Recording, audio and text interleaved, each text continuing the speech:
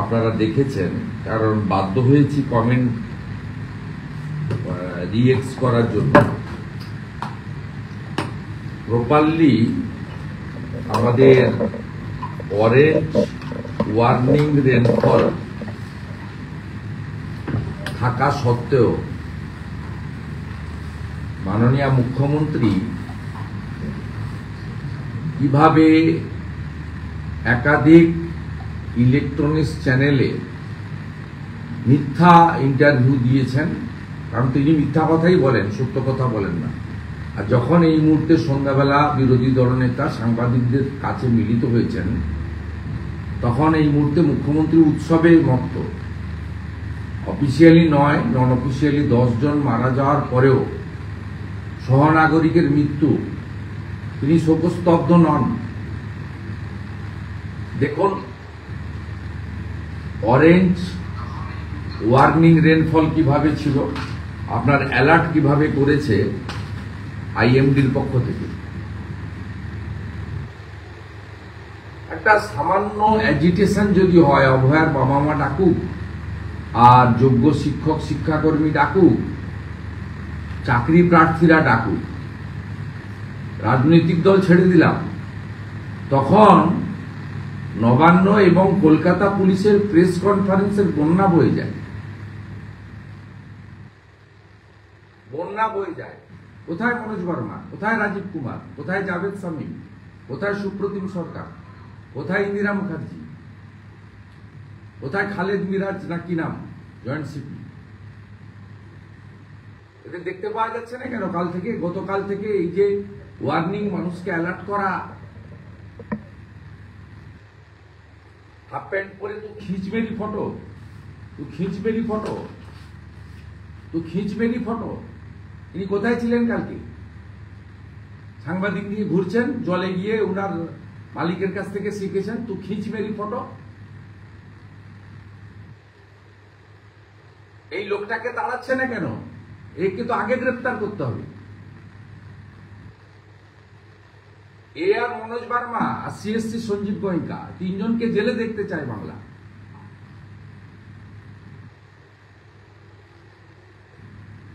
আপনাকে বলি, আমরা সনাতন ধর্মে বিশ্বাস করি।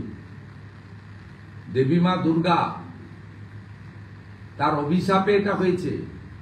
পিতৃপক্ষে পুজো উদ্বোধন, হিজাব পরে পূজা উদ্বোধন মা দুর্গা মেনে নেননি। খুব পরিষ্কারভাবে আপনাদের বলছি, শনিবার দিন পিতৃপক্ষে যে 3টে পুজো উনি উদ্বোধন করেছিলেন, তার মধ্যে হাতিবাগানে হিজাব পরে, বৃষ্টি পড়লে ছাতা মাথায় রাখতো, কান বের করে রেখে কেউ বৃষ্টি আটকায় না। শ্রীভূমি স্পোর্টিং হাতিবাগান সার্বজনীন টালা প্রত্যয়, এই মুহূর্তে ক্যামেরা পাঠান, থই থই করছে জলে।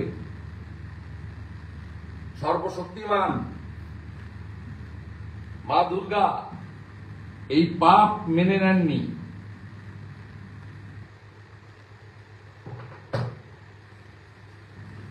মারা গেছে যারা, তাদের সম্পর্কে কলকাতা পুলিশের কোনো প্রেস স্টেটমেন্ট নেই, এফআইআর নেই। 6:30 বেজে 7টা বাজতে যায়। যারা মারা গেছে, Firoz Ali Khan, 16A Sundari Mohan avenue, Kolkata 14, Beniapukur police station. আমি ডিক্লেয়ার করছি list. Prantosh Kundu, son of late Harlal Kundu, Jitendra Singh, Hossain Shah road, Ramgopal Pandit, 149C Garia main road, Pawan Gharami, Magrahat,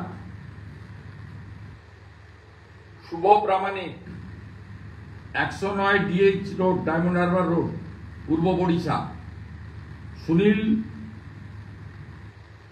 সূর্য, নওদা বিহার, মিরাজ শেখ, তেহট্ট। একটা আন্দোলন আছে,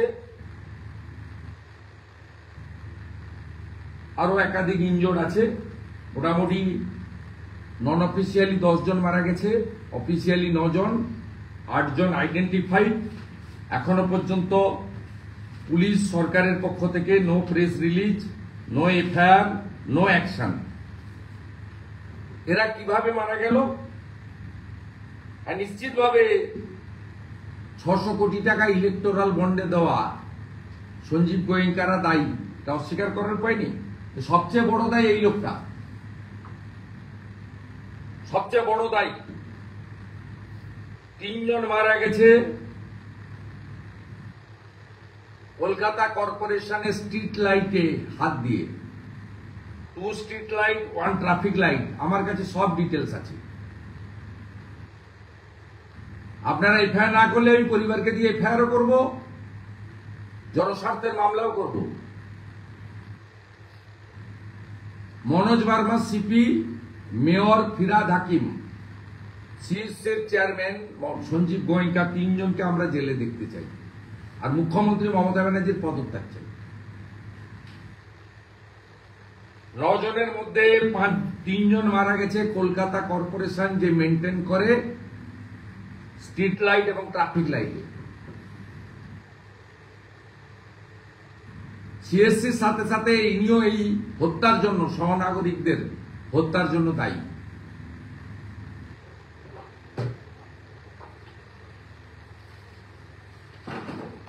আমরা এই পরিস্থিতি স্বাভাবিক হওয়ার সাথে সাথে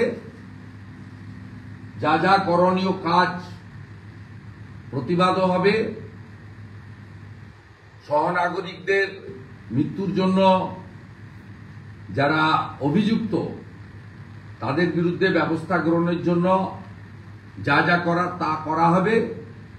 এবং সেই পরিবারগুলির পাশেও আমি সকলকে আবেদন করব, যেহেতু সরকার এখনো পর্যন্ত পাশে দাঁড়ায়নি, সিএসসি কর্পোরেশনের পক্ষ থেকে উপযুক্ত কোনো ঘোষণা হয়নি, যদিও মৃত্যু কোনো ক্ষতিপূরণ দিয়ে হয় না। আমি দাবি করব শুধু মমতা ব্যানার্জির ওই রিড অ্যান্ড রাইটের 10,000 টাকার কন্ট্রাকচুয়াল চাকরি নয়, প্রত্যেকটি ক্ষতিগ্রস্ত পরিবারকে ক্লার্কের চাকরি দিতে হবে গ্রুপ সি, এবং 1 কোটি টাকা করে ক্ষতিপূরণ কলকাতা রাজ্য সরকারকে, 1 কোটি টাকা করে ক্ষতিপূরণ সিএসসি কে, এবং 1 কোটি টাকা করে ক্ষতিপূরণ কলকাতা কর্পোরেশনের লোন ফান্ড থেকে দিতে হবে। এই মৃত্যুর জন্য যদি কেউ দায়ী থাকেন, তার নাম হলো পশ্চিমবাংলার অপদার্থ মুখ্যমন্ত্রী মমতা বন্দ্যোপাধ্যায়। এবং প্রপারলি আইএমডি জানানো সত্ত্বেও যারা গণতান্ত্রিক আন্দোলনকে কণ্ঠরোধ করার জন্য যে পুলিশের তৎপরতা দেখা যায়,